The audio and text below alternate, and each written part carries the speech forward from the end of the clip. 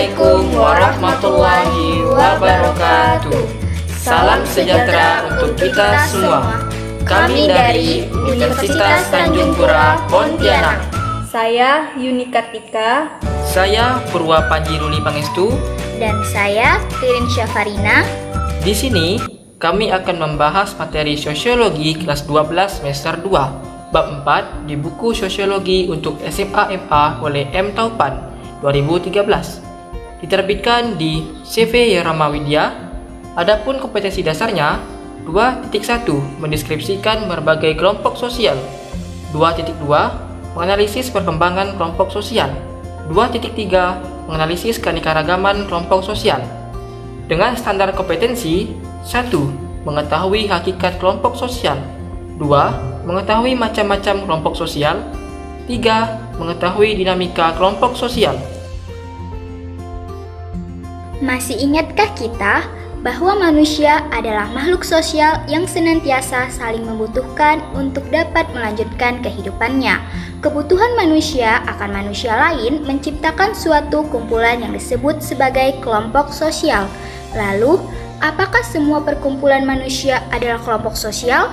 Nah, pertanyaan ini akan dijawab oleh sosiolog Bapak Surjono Sukanto bahwa kelompok sosial dikatakan sebagai kelompok sosial apabila memenuhi persyaratan, yakni 1. Setiap anggota kelompok harus sadar bahwa dia merupakan bagian dari kelompok yang bersangkutan. 2. Adanya hubungan timbal balik antara anggota yang satu dengan anggota lainnya. 3. Ada suatu faktor yang dimiliki bersama sehingga hubungan antara mereka bertambah erat, yakni nasib yang sama, ideologi politik yang sama, di mana tentunya faktor tersebut adalah suatu kesamaan sebagai pemersatu. 4. Berstruktur, berkaidah, dan mempunyai pola perilaku. 5. Bersistem dan berproses. untuk mengetahui kelompok manusia yang disebut sebagai kelompok sosial, yuk mari kita lihat ciri-cirinya. 1. Adanya motif-motif yang sama. Kelompok sosial pasti memiliki tujuan yang sama. Tujuan ini adalah motif yang menjadi ciri dari kelompok sosial. Tanpa adanya tujuan, maka kelompok akan bubar dengan sendirinya. 2. Adanya reaksi dan kecakapan yang berkelainan. Dalam sebuah kelompok sosial, tentunya ada berbagai macam perbedaan yang akan menjadi satu kesatuan, sehingga terjadilah hubungan timbal balik atau saling membutuhkan satu sama lainnya. Dan selanjutnya, keragaman tersebut akan menciptakan struktur sosial. 3. Adanya struktur sosial yang jelas. Dalam kelompok sosial, pasti adanya bagian-bagian setiap anggota. Bagian-bagian tersebut adalah bentuk dari struktur sosial yang saling berhubungan satu sama lainnya. Selanjutnya, kita akan membahas macam-macam kelompok sosial. Pertama, kelompok teratur atau kepentingan bersama dengan pengorganisasian yang terbagi atas 1. Berdasarkan interaksinya, yakni in-group dan out-group. 2. Kelompok sosial primer dan kelompok sosial sekunder. Kelompok sosial primer yakni tempat pertama kali individu-individu mengenal, berinteraksi, dan bekerja sama. Kelompok sosial sekunder yakni kelompok sosial yang cukup besar, memiliki hubungan yang tidak akrab, bahkan tidak saling mengenal secara pribadi, dan bersifat sementara atau tidak lama. 3. Kelompok formal dan informal. 4. Membership group dan reference group. 5. Kelompok dasar. Kelompok yang terbentuk secara spontan dari bawah untuk melindungi anggota-anggotanya dari tekanan negatif masyarakat dan sekaligus sebagai sumber kegiatan bagi pembaharuan masyarakat baru. 6. Kelompok besar dan kelompok kecil.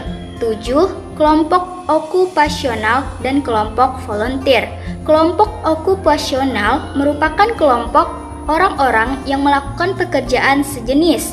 Kelompok ini biasanya terbentuk pada masyarakat heterogen, sedangkan kelompok volunteer adalah sekumpulan orang-orang yang mempunyai kepentingan yang sama, namun tidak mendapat perhatian masyarakat.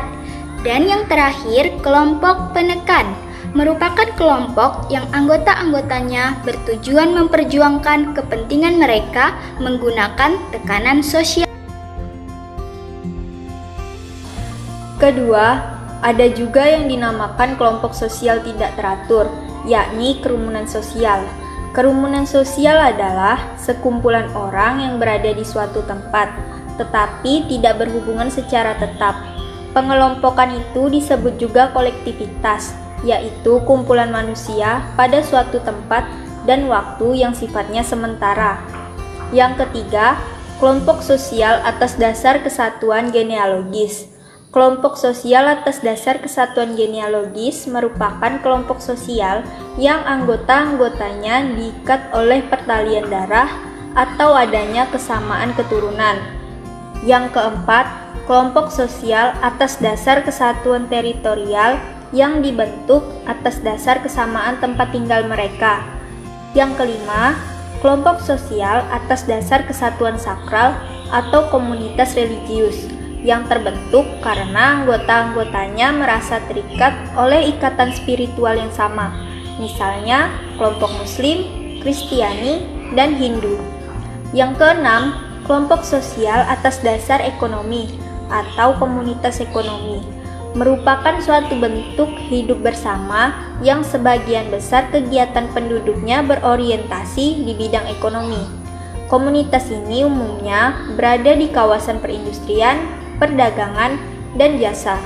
Yang ketujuh, kelompok sosial atas dasar kesatuan campuran yang terbentuk karena adanya ikatan genealogis, teritorial, dan sakral. Misalnya, Uma di Mentawai yang merupakan perpaduan genealogis, teritorial, dan sakral.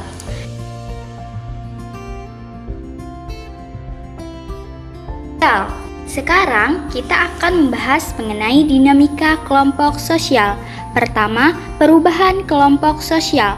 Terjadinya perubahan sosial biasa disebabkan pula oleh adanya perubahan struktur sosial, misalnya pergantian pimpinan dan staf. Perubahan tersebut tentunya akan menimbulkan dua dampak yang berbeda, yaitu adanya kesesuaian atau hal yang sebaliknya. Jika ketidaksesuaian yang terjadi, hal tersebut akan menimbulkan kegoncangan di dalam organisasi sosial. Yang kedua, dimensi hubungan antar kelompok. Kriteria dalam melakukan hubungan sosial akan melahirkan dimensi-dimensi tertentu dalam mengamati hubungan antar kelompok.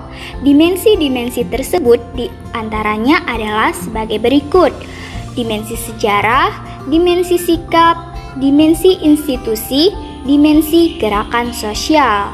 Yang ketiga, terbentuknya norma kelompok. Setiap kelompok akan mempunyai norma-norma. Hal itulah yang akan mempengaruhi perilaku dalam kelompok itu. Kehadiran norma akan memberikan suatu pandangan kepada kelompok untuk membedakan perilaku mana yang dianggap pantas dan yang tidak dapat dijalankan para anggotanya. Yang keempat, pola hubungan antar kelompok yang terdiri dari alkulturasi, dominasi, patriarkalisme, integrasi, dan pluralisme. Baiklah, itulah penjelasan mengenai kelompok sosial untuk siswa kelas 12 semester 2. Semoga dapat membantu kita semua dalam memahami kelompok sosial. Kami dari Universitas Tanjung Pura Pontianak, sekian dan terima kasih. Assalamualaikum warahmatullahi wabarakatuh.